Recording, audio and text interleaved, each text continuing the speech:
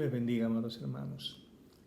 Imagino que ya habrán terminado sus tareas, la lectura de Éxodo capítulo 15, versículo 22 al 26. Habrán contestado sus preguntas, hecho sus observaciones. Sin duda, muchas de sus observaciones van a ser como la mía.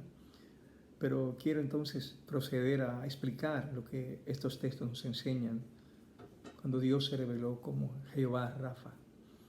Y para comenzar a hablar sobre el capítulo 15, verso 22, primero hay que recordarnos que ocurre luego de Éxodo capítulo 14, que relata la apertura del Mar Rojo para que el pueblo entero pasara en seco. Fue uno de los milagros más grandes de la historia bíblica, que ha sido incluso contado de muchas maneras y se han hecho hasta películas sobre la apertura del Mar Rojo.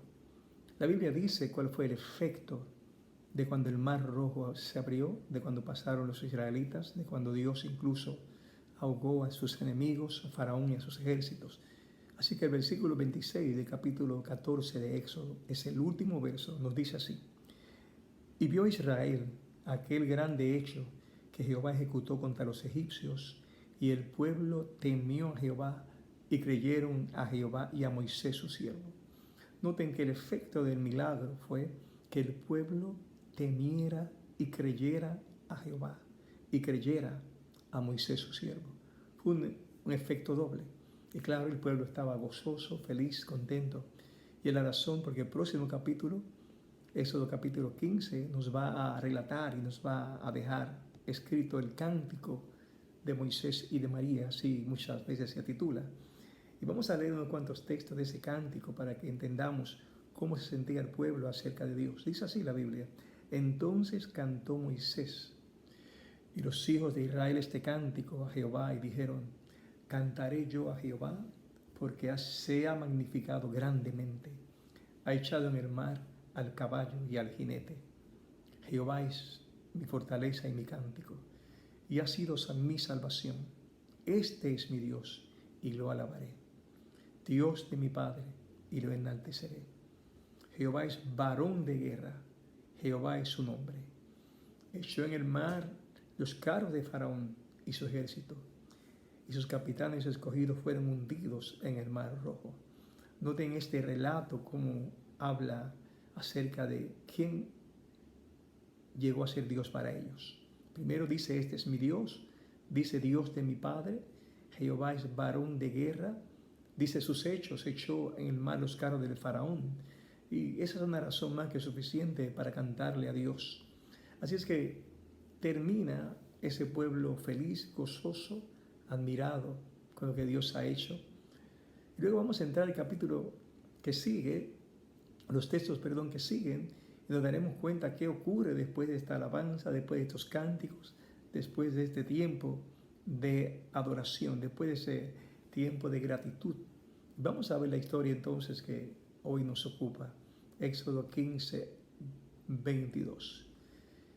Y dice: e hizo Moisés que partiera Israel del mar rojo, y salieron al desierto de Sur, y anduvieron 3 días por el desierto sin hallar agua. Quiero que noten que fue el comienzo de la travesía. Aquí es que comienza el pueblo a entrar al desierto. Todavía no habían entrado al desierto, habían salido del Mar Rojo, pero ahora, al entrar al desierto, caminan 3 días por el desierto, y la Biblia dice que le ocurrió sin hallar agua. Es interesante que entendamos que quien está dirigiendo al pueblo es Dios. Quien está decidiendo a dónde iría el pueblo es Dios. Así es que Dios utilizaba a Moisés, quien dirigía al pueblo, o Dios les estaba dirigiendo con una columna o una nube que les guiaba, una columna de fuego en la noche que les guiaba. Así es que Dios estaba allí como la persona que dirigía los caminos de su pueblo. Sin embargo, mientras iban caminando, dice la Biblia que en ese caminar de 3 días no hallaron agua. Es interesante porque así aprendemos que el hecho de que Dios nos guíe no significa que no encontraremos dificultades. Uno pudiera pensar que por qué Dios no lo llevó directamente al agua. De hecho, más adelante lo llevaría al agua, en abundancia en Elim. Sin embargo, en este instante, los primeros 3 días fueron 3 días donde no había agua. ¿Por qué un Dios que ama hace eso? A veces pensamos que las cosas se solucionarán inmediatamente. A veces pensamos que Dios tiene que rápidamente resolver tu situación y nuestra situación. Sin embargo, desde el primer ejemplo bíblico en que Dios saca a Israel de Egipto, donde Egipto es tipo del mundo, cuando lo saca, no le lleva inmediatamente a soluciones, sino que lo primero que Dios hace es llevarle por un camino dificultoso. Y la Biblia dice entonces que llegaron a Mara. Noten que en el verso anterior dice que anduvieron 3 días por el desierto, y el verso que sigue, verso 23, dice, y llegaron a Mara. Y no pudieron beber las aguas de Mara porque eran amargas. Por eso le pusieron el nombre de Mara. Bueno, al fin llegan al lugar. Pero lo interesante es que cuando llegan al lugar donde quizás esperaban ya un agua potable, encuentran un agua amarga. De hecho, el nombre Mara significa amargura. Y ahora todavía el problema se agrava, porque no solamente anduvieron 3 días sin encontrar agua, sino que cuando encuentran el agua que en la mente de ellos resolvería su problema, se encuentran con que el agua es amarga. O sea que la solución que Dios le dio no podía satisfacer la necesidad que ellos tenían. Dios los lleva a aguas amargas. Y noten bien lo que estoy diciendo. Dios los lleva a aguas amargas. ¿Qué razón habría para eso? ¿Y cuál fue entonces la respuesta del pueblo ante un Dios que lo lleva a aguas amargas? Verso 24 dice, entonces el pueblo murmuró contra Moisés y dijo, ¿qué hemos de beber? Noten que la murmuración o la queja del pueblo es contra Dios, es contra Moisés, pero cuando hablamos de Moisés, recuerden que temieron a Jehová y creyeron a Jehová, y a Moisés indica que una queja contra Moisés era una queja contra aquel que él eligió, Moisés.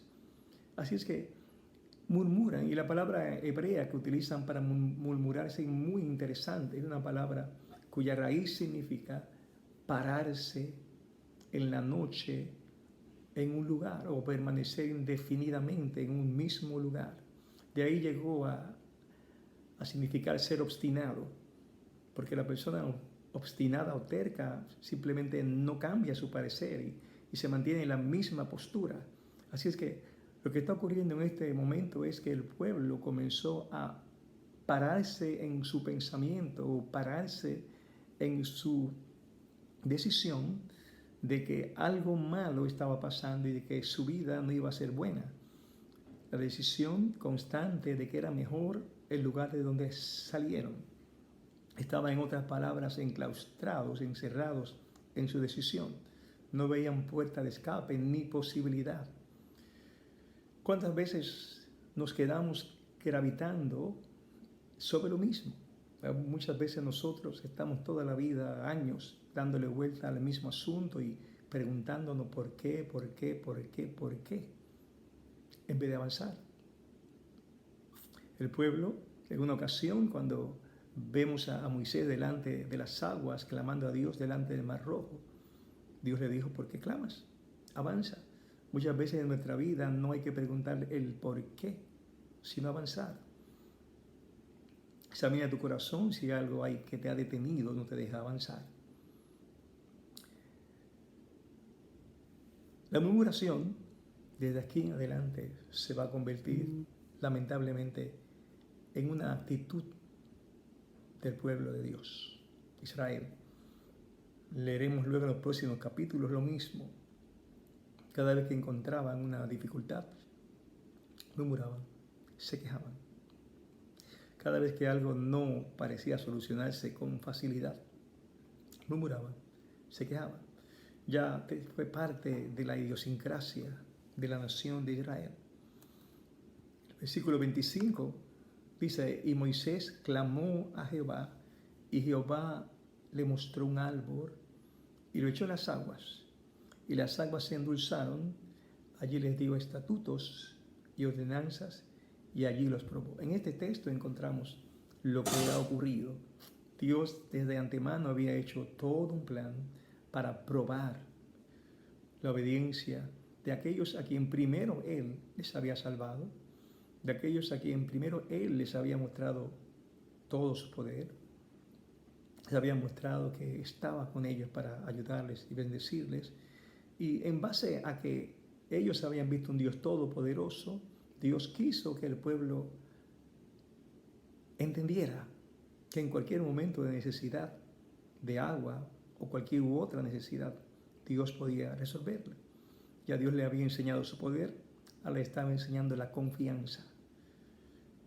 Y dice el verso 25 que Moisés clamó a Jehová y Jehová le mostró un árbol y lo echó en las aguas. Y las aguas se endulzaron, allí les dio estatutos y ordenanzas y allí los probó. Como he dicho, la razón de toda esta situación fue saber qué había en el corazón de ellos. ¿Qué habían aprendido de los milagros en Egipto? ¿Qué aprendieron de la apertura del Mar Rojo? ¿Qué aprendieron? Aparentemente no aprendieron mucho por su murmuración. Estamos acostumbrados a lo fácil.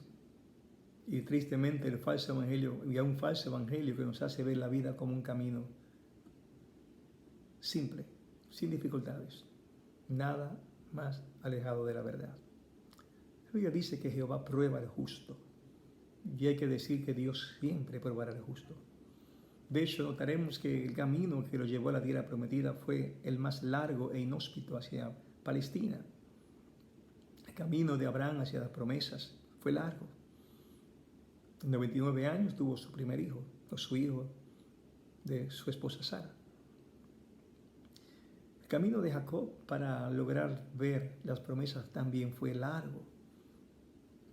Igual fue de los patriarcas Isaac, o el camino de los patriarcas Abraham, Jacob. Primero Abraham y luego Isaac, luego Jacob. Fueron largos. El camino de José, que de hecho fue la razón por la cual la nación descendió a Egipto, fue todavía más largo. Las promesas de Dios se cumplen y se cumplieron, pero a lo largo de la vida. La falta de doctrina sana tristemente ha traído y ha levantado una generación de creyentes torcidos, le llaman malcriados y amargados, cuando no aparece la solución inmediata. Luego el verso 26 nos llega el texto que le da nombre al tema de hoy. Y dijo: si oyeres atentamente la voz de Jehová, tu Dios, e hicieres lo recto delante de sus ojos, y dieres oído a sus mandamientos, y guardares todos sus estatutos, ninguna enfermedad de las que envié a los egipcios te enviaré a ti, porque yo soy Jehová, tu sanador.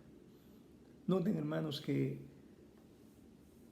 la promesa de ser libre de plagas, la promesa de ser libre de enfermedades, es una promesa para aquellos que obedecen el Evangelio. Es una promesa para aquellos que deciden tomar la decisión, la opción de servirle a Dios, obedeciendo las Escrituras. Ahí Dios se revela como Jehová Rafa. Y hay que entender que no podemos esperar sanidad sin arrepentimiento. De hecho, hay un texto en las Escrituras que muchas veces hemos citado, Segunda de Crónicas 7:14, que dice: si se humillaren mi pueblo, sobre el cual mi nombre es invocado, y oraren, y buscaren mi rostro, y se convirtieren de sus malos caminos, entonces yo iré desde los cielos, y perdonaré sus pecados, y sanaré su tierra. Noten la relación entre sanar, confesar, convertirse. Si nos humillamos, nos convertimos, entonces Dios sana desde los cielos. Es una constante bíblica. Hace falta arrepentimiento, hace falta la conversión para que Dios opere sus promesas. Las promesas de Dios tienen la condición de la obediencia. En todo momento las Escrituras. Y luego es interesante porque el verso 27 dice, y llegaron a Elim, donde había 12 fuentes de aguas y 70 palmeras, y acamparon allí junto a las aguas. Qué poderosa palabra. Dios sabía dónde estaba Elim, claro que sí. Dios sabía dónde había fuentes en abundancia, no una, sino 12 fuentes de agua. Dios sabía dónde estaba el lugar de reposo, pero no les llevó directamente. ¿Será que acaso Dios no sabía dónde estaba? ¿O será que acaso Dios estaba vagando sin rumbo? La respuesta, usted y yo la sabemos. Dios es un Dios perfecto. Dios sabe dónde llevarnos. Y Dios exactamente llevó al pueblo primero a donde no había aguas en abundancia, donde no había lugar de reposo, para que ellos aprendieran a confiar en Dios, a esperar en Dios, y para que entonces Dios les dijera las condiciones de la sanidad sobre sus vidas, la obediencia. Amados, Dios siempre sabe dónde está tu Elim, y Dios siempre sabe dónde está tu Mara. Dios sabe los momentos de amargura de tu vida y Él te ha llevado allí. Y Dios también te ha llevado o te va a llevar a Elim, en un lugar de reposo, en un lugar de abundancia, de aguas más que necesarias. La gran pregunta es si hemos aprendido la lección de aprender los caminos de Dios. Si hemos aprendido que el Dios Todopoderoso, en esto que nos rodea, quizás hemos perdido la noción de que Dios está en control. Estamos temerosos. ¿Estamos pensando que acaso Dios no tiene el control de lo que está ocurriendo? La respuesta es no, Dios tiene el control de todo lo que está pasando. Dios tiene el control de las enfermedades, de esta plaga que nos agobia, y pronto Dios nos llevará al lugar de abundantes aguas. Discute pues, amados hermanos, esta palabra. Aprende a no murmurar. Aprende a no quejarte en cada situación. Aprende a confiar en el Señor, a buscar su rostro y a confiar en su persona. Así que te invito en esta hora a que sigas orando por tu familia, orando por la nación y orando para que luego de esta prueba sobre toda la tierra salgamos más fortalecidos, salgamos más unidos y con un deseo de entrega mayor a la obediencia y a mirar al Señor Dios Todopoderoso. Así que, amado hermano, Dios te bendiga y Dios te guarde.